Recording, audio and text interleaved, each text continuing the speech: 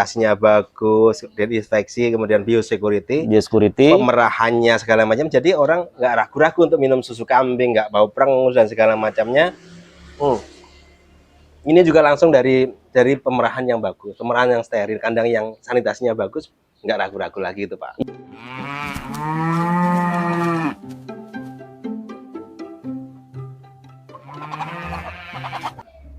Hai sahabat sukses beternak semua, hari ini kita akan bahas bagaimana cara buat susu kambing perah yang gacor, yang berlimpah, ya kan, produksinya banyak. Nah, kita akan ketemu langsung dengan ahlinya. Beliau ini dokter hewan dan Master of Science. Apa kabar Pak Joko? Alhamdulillah Ya, Pak Joko Susilo ini akan banyak memberikan keterangan. Pak, kalau boleh tahu, apa syarat untuk supaya kambing perah itu berlimpah, Pak? Baik Pak Omo, terima kasih sahabat semuanya. Ya. Jadi untuk menghasilkan susu yang berlimpah, ada beberapa persyaratan dari kambing sendiri Pak Omo. Ya. Yang pertama kita harus perhatikan masalah genetik, karena genetik itu 30%. 30% pengaruhnya ya Pak ya? Pengaruhnya. Kemudian yang kedua adalah lingkungan ataupun manajemen. Itu 70% seperti itu. 70%. Jadi dengan genetik yang bagus, kita kenal genetik kambing perah. Ya. Di situ ada Saanen, ada Alpin dan segala macamnya. Kemudian ditunjang dengan manajemen yang baik. Manajemen yang baik diantaranya pakan yang baik, perkandangan yang baik, penanganan penyakit yang baik, seperti itu Pak Omo, dan kelanjutannya. Oh, tentunya teman-teman semua juga mungkin sudah beternak tetapi belum tahu ya Pak ya, genetiknya seperti apa, apakah ini pure blood ataupun F1 ataupun S2, F2, bagaimana cara mereka mengetahui genetik itu bagus atau tidak bagus Pak? Ya, baik. Jadi genetik ini kita punya beberapa tahun terakhir masuk beberapa genetik perah. Yang sebelumnya di Indonesia genetik perah itu yang kita kenal Etawa seperti itu. Nah, sementara sekarang banyak yang masuk, walaupun mungkin masih terbatas, namanya kambing Saanen, Anglo, kemudian yang lainnya, itu yang memang didesain untuk menjadi genetik perah, yang memang secara alami genetik perah, jadi produksi susunya banyak. Sementara kalau kita punya Jawa Randu atau yang lainnya itu masih sebagian Pak. Ya. Memang keterbatasan dari kita belum punya genetik perah yang banyak, masih dikawinkan antara genetik lokal dengan genetik yang memang untuk perah. Jadi hasilnya ini persilangannya F1, F2, F3 untuk mendekati ke genetik perahnya sendiri Pak Omo. Sebenarnya kalau kita mau beli yang benar-benar pure blood di mana Pak kira-kira Pak? Di Indonesia sendiri sudah banyak yang berdatangan. Sudah muncul banyak, Saanen yang paling banyak. Kemudian inseminasi buatannya juga sudah ada. Jadi kalau kita punya lokal, kemudian diinseminasi buatan dengan setero dari Saanen sendiri, nanti akan keluar F1. Kalau nanti anaknya F1 betina, kemudian dikawinkan lagi dengan pejantan yang Saanen lagi, nanti F2-nya betina, maka dia F2.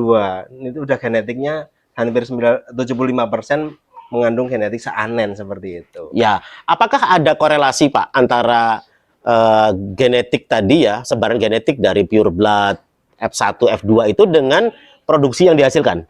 Ya, itu secara signifikan. F1 mengandung darahnya, contoh namanya F1 Saanen dengan Etawa, ini namanya Sapera F1. Ini genetik perahnya baru 50%. Ya, berarti produksi susunya belum maksimal. Belum maksimal. Nanti F2 meningkat seperti itu, F3 meningkat sampai F4, F5 itu sudah mendekati pure blood seperti itu Pak. Oh, seperti itu. Ya. Nah, mengenai manajemen kandang Pak, seperti apa yang kira-kira mendekati ideal lah Pak, kalau teman-teman sukses beternak ini mau mengarah ke sana supaya susunya juga berlimpah gitu Pak? Ya, manajemen kandang itu ya yang paling utama, kandang didesain yang kering, bersih dan nyaman, dan ini sangat mendukung sekali ketika memang ada tamu datang, ketika memang ada edukasi wisata anak-anak dan segala macamnya itu didesain seperti itu. Dan tentunya nyaman itu juga tidak boleh ada stres dan segala macamnya. Nyaman menurut si kambing, nyaman menurut si kambing, nyaman menurut si pendatang dan segala macamnya. Oke. Iya. Jadi paling tidak kita mengawali budidaya itu juga memberi edukasi ke apa namanya orang-orang yang datang bahwa susu yang sehat itu dimulai dari kandang yang sehat, seperti itu ya Betul. Pak ya. Kandangnya sehat, sanitasinya bagus, disinfeksi, kemudian biosecurity, Biosecurity. pemerahannya segala macam. Jadi orang nggak ragu-ragu untuk minum susu kambing, nggak bau perengus dan segala macamnya. Ini juga langsung dari pemerahan yang bagus, pemerahan yang steril, kandang yang sanitasinya bagus, nggak ragu-ragu lagi itu Pak. Iya, iya, iya, iya, iya. Terus mengenai manajemen pakan Pak, kira-kira syarat apa sih yang diperlukan kalau misalkan teman-teman sukses beternak juga mau apa namanya memulai usaha ini ya, supaya katakanlah mereka jauh dari akses suplemen atau premix seperti itu, kira-kira pakan standar apa yang diperlukan supaya tetap bisa gacor lah produksi susunya gitu. Ya, baik. Jadi pakan ini ada dua Pak. Yang pertama adalah secara kualitas dan juga kuantitas. Kuantitas okay. dulu lah. Kuantitas itu harus tercukupi dulu kebutuhan energinya, asupan bahan keringnya. Jadi contoh kalau kambing di belakang saya ini beratnya 60, pengen menghasilkan susu 3 liter gitu, makanya harus bisa mendapatkan asupan bahan kering contoh sampai 5% seperti itu kan. Kita hitung dalam bahan kering. Nah, itu kuantitasnya. Nah, pakannya sendiri nanti ada konsentrat sebagai pakan penguat, hijauan sebagai pakan sumber seratnya, itu harus mix imbang. Itu keseimbangan antara dua sumber energi protein dan juga sumber serat. Itu harus imbang untuk kesehatannya si kambing sendiri. Kemudian secara kualitas di dalamnya, jadi pakan yang benar-benar disukai ternak, pakan yang benar-benar isinya di dalamnya lengkap, kemudian dia ada premiknya, mineralnya untuk reproduksinya, untuk suplai kalsium.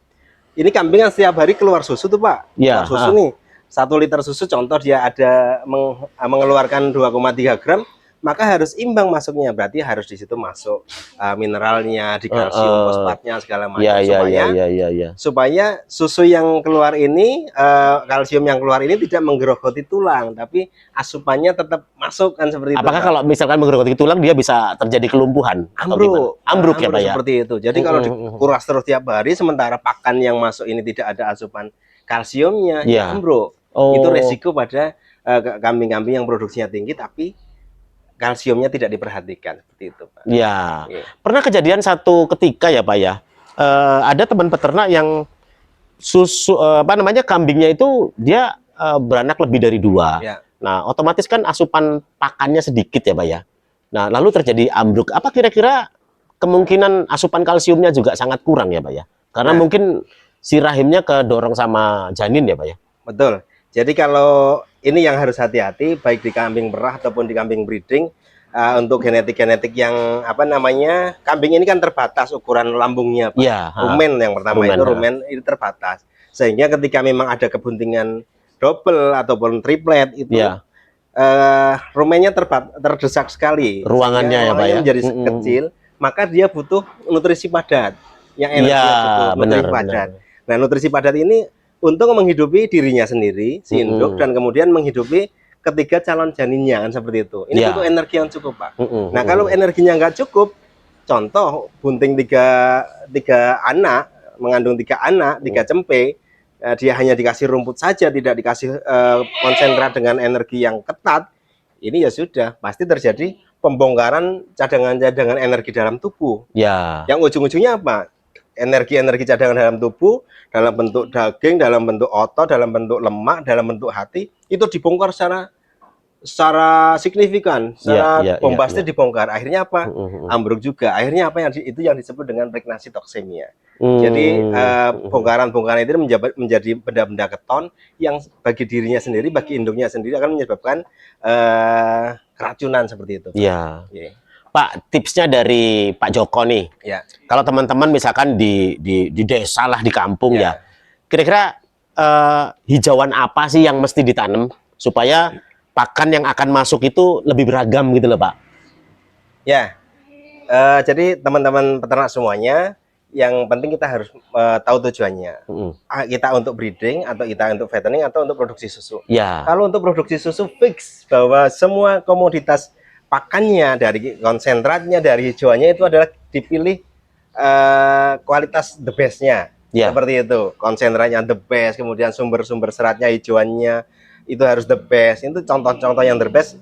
Ada daun singkong, kemudian silase tepon jagung, itu the best Pak. Nah, mereka menanam indigo vera juga harus ya. Indigo vera masuk. Tapi kalau urusannya untuk breeding biasa, di hari-hari biasa breeding ini hanya membutuhkan pakan yang tidak boleh terlalu mahal. Karena breeding selama 150 hari bunting itu ongkos per harinya harus kita hitung. Ya. Tetapi tadi ketika memang breedingnya mau perbaikan genetik, contoh mau dikawinkan dengan pejantan yang eksotik supaya anaknya bagus perbaikan genetik, maka di kepentingan 3 bulan ke atas, baik itu single tapi besar ataupun double atau triple tadi, harus diperhatikan energi dari induknya supaya untuk menghindari tadi yang dinamakan pregnancy toksemia tadi. Ya. Saya masih belum percaya nih Pak, apakah ada korelasinya, hubungan timbal baliknya antara pakan yang the best dengan susu yang dihasilkan the best juga. Boleh saya cicip dulu susunya ya? Monggo Pak. Ya, kita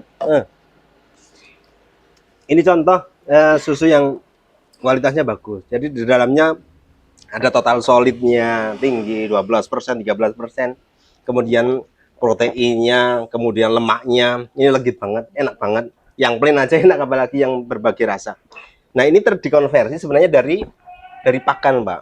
Ketika pakannya berkualitas, proteinnya bagus, energinya bagus, protein yang bagus akan, kemudian energi yang bagus, dia akan membuat total solid dari susu sendiri akan tinggi.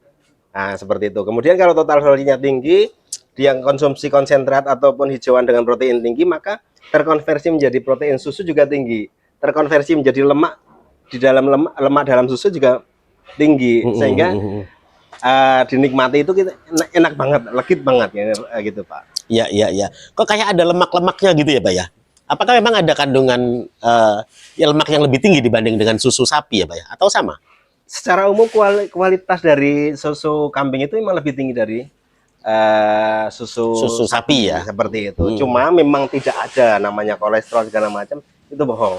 Dan ini memang kalau susu kambing banyak testimoni dia membantu ke macam-macam, sumber kalsiumnya tinggi, untuk darah tinggi dan segala macam, ini banyak jadi manfaatnya. Tapi lebih enak dicampur kopi lagi nih. Kopi atau varian rasa gitu rasa ya? Cukup banyak, enak banget. Kemarin saya coba ada yang rasa coklat, rasa ini rasa apa nih Pak? Segala macam. Ini macam-macam Pak, sudah ada ya? Gula aren. Saya dari kecil memang suka susu, dan keluarga saya juga suka susu kambing, susu sapi memang harian kami kan seperti itu, enak seperti itu. Siap.